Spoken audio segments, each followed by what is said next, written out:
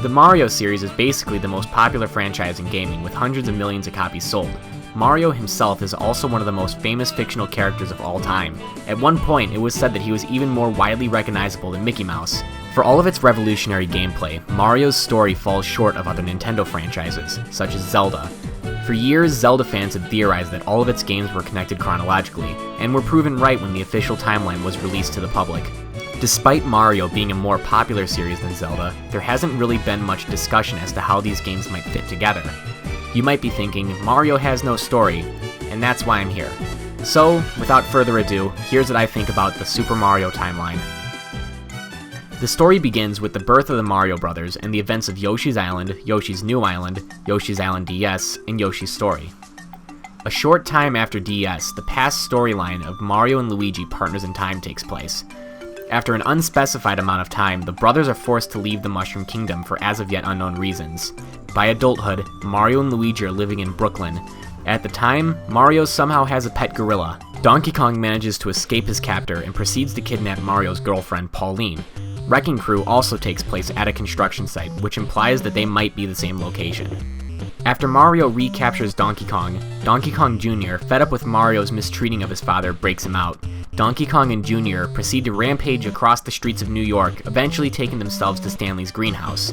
Immediately thereafter, they are captured and sent away to an island, which is the location of the Donkey Kong Country series.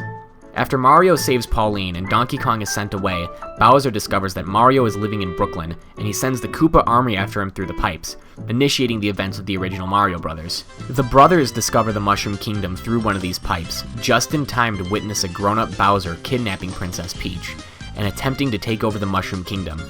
Mario and Luigi save her, of course, and she gives them a new quest.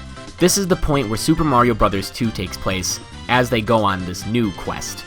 In his hunger for vengeance, Bowser utilizes the power of the Super Leaves in his next attempt to kidnap Princess Peach, setting into motion the events of Super Mario 3D Land, which results in Bowser's defeat. Though Super Mario Bros. 3 may have been the first time we've seen the Super Leaves, this is the point when they are scattered across the Mushroom Kingdom. Sometime later, Bowser widens the scope of his attack and tries to take over the entire Mushroom world, transforming several of its leaders into animals. Additionally, Bowser uses many of the same tools as his last attack, such as airships. For the first time, he hires the Koopalings in hopes of catching the brothers off guard. Unsurprisingly, Mario and Luigi emerge triumphant. Afterwards, most of the Koopa army was in a wreck, and all that was left of Bowser's forces were his ground units and castle, as shown in Super Mario RPG. RPG also introduces the Koopa Clown Car, which Bowser uses once again in Super Mario World. However, before World and sometime after Super Mario RPG, Luigi's Mansion must have taken place. While Luigi's Mansion doesn't connect to any events immediately around it, it must take place here in the timeline to account for later games, specifically Sunshine and Superstar Saga. In Sunshine, Flood and the Paintbrush are mentioned to be inventions of Professor E. Gadd, and Gadd himself references Luigi's Mansion in Superstar Saga. Additionally, it is likely that King Boo's attack on Mario in Sunshine is an attempt to get revenge for being defeated in Luigi's Mansion. After Luigi's Mansion, the brothers are reunited and go on a trip to Dinosaur Land with Princess Peach. During this trip, Peach is kidnapped and Bowser's quest for world domination extends to Dinosaur Land. Super Mario World ends with Mario, Peach, Yoshi, and their friends deciding to go on a vacation. This vacation is the basis for Super Mario Sunshine. A length of time after Super Mario Sunshine, the Mushroom Kingdom hosts the Star Festival. Bowser and Jr. once again devise an evil scheme, which ends in not only failure but the death and rebirth of the universe itself. As a side note, Rosalina has a book filled with several stories about herself as well as the adventures of Mario and Luigi. This storybook is where the entire Paper Mario series takes place, as well as Dr. Mario 64, the only Dr. Mario game with a story mode. After the rebirth of the universe, Bowser tries again to capture the Power Stars. With the events of Super Mario Galaxy being retconned slightly, the Star Festival hasn't happened yet, allowing for Super Mario Galaxy 2 to take place. After Galaxy 2, but before the actual end of the Star Festival, Bowser, tired of his failures taking over the Mushroom Kingdom, sets his sights on the Sprixie Kingdom in Super Mario 3D World. Ultimately, his plan is foiled with the help of Rosalina. After the conclusion of the Star Festival, the Power Stars are now located all over the Mushroom World. Bowser, knowing of their powers, attempts once again to kidnap Peach, and fails. Discouraged by his repeated failures, Bowser assigns most of his next attack to Bowser Jr. in New Super Mario Bros. He does not use the Koopalings as they are assigned to permanent guard duty at Bowser's castle, as seen in Mario & Luigi Superstar Saga. During Superstar Saga, Professor EGAD refurbishes the Poltergust 3000 into the Poltergust 3001, which has the ability to fly. This device is the precursor to the Poltergust 4000, which is used by Luigi in Mario Kart DS.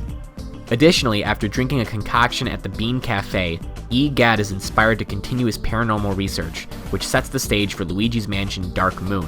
Note, Dark Moon must take place after both Superstar Saga and Mario Kart DS, as Luigi uses the Poltergust 5000. After Dark Moon, Bowser rebuilds his fleet and invades the Mushroom Kingdom. Twice. In these two games, the Koopalings come back, meaning it must take place after Superstar Saga. After being beaten in New Super Mario Bros. Wii, he flings Mario and company to a distant land in New Super Mario Bros. U. In the aftermath of these attacks, the events of Partners in Time and Bowser's Inside Story occur. After the destruction of his castle in Bowser's Inside Story, Bowser sets up a summer villa on Vibe Island and kidnaps Mario and Luigi. In a surprising turn of events, Peach rescues the Mario Brothers in Super Princess Peach. In Mario and Luigi Dream Team, Starlo mentions that it's been a while since she's seen the brothers, and this time gap is because of the brothers being kidnapped. After Dream Team, Mario and Luigi come into a ridiculous amount of wealth during the events of New Super Mario Bros. 2. Afterwards, Bowser gives up trying to kidnap Peach. Mario and Luigi had foiled his plans so many times that he decides it isn't worth it anymore. This is the point in the timeline where the Mario Party and most of the Mario Kart series takes place, as well as all the various spin-offs where Mario and Bowser are not sworn enemies. Mario, using the fortune earned in New Super Mario Bros. 2, purchased several racing companies and even a toy factory as seen in the Mario vs. Donkey Kong series. However, this is not the kind of life Mario wants. He's always been a lover of daring adventure, and being a businessman wasn't what he wanted to do. After this realization, Mario leaves the Mushroom Kingdom and buys his own private island to explore. He had set out alone.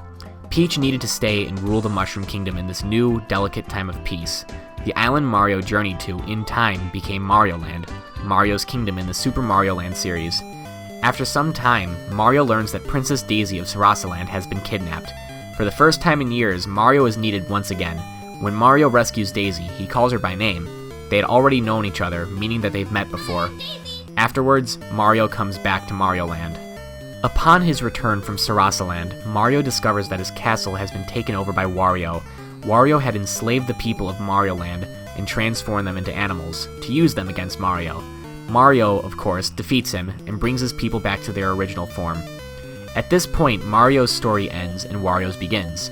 This may seem like a strange place for the Mario series to end, him living alone on an island with nobody, not even his brother. While that may be true, this provides a conclusion to the series that justifies the series' lack of plot. Mario isn't exiling himself from the Mushroom Kingdom. He can return at any point he wants. He chooses not to. Ultimately, it wasn't Peach that made him happy, it was the quests he would go on, and the excitement that came from the journey. In a way, this is just like the feeling we Mario fans have. We aren't playing these games just to rescue a princess. Mario's story ends with him knowing that new adventures will eventually come to him, much like we know that new games will eventually come to us, and will for a very, very long time. Woohoo!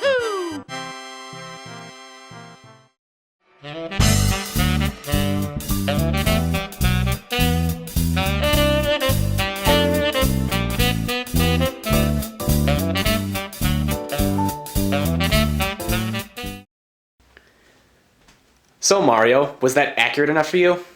I didn't do any of that shit.